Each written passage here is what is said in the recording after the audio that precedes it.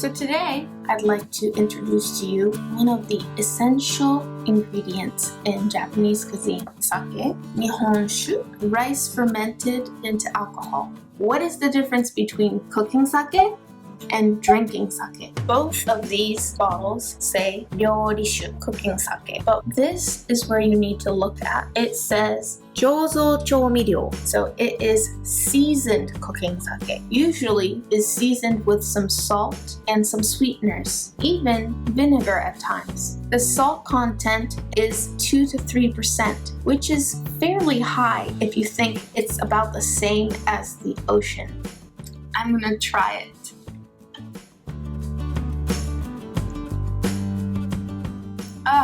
That's salty.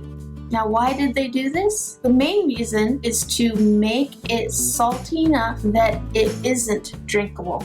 And by doing this, they were able to escape the alcohol taxes. And therefore, the prices were a lot cheaper and people were able to use a lot more in their cooking. 料理用清酒 sake made for cooking. It has been blended or prepared for cooking purposes. But if you use the seasoned cooking sake, it could actually alter the flavor profile of your dish. You just have to make sure you know which one it's calling for in your recipe. Does that mean you can't cook with your drinking sake?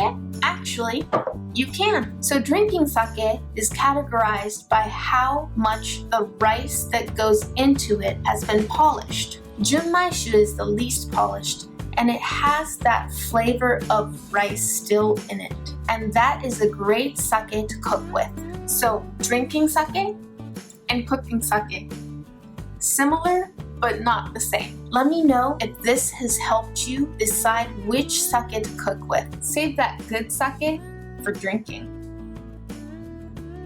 乾杯!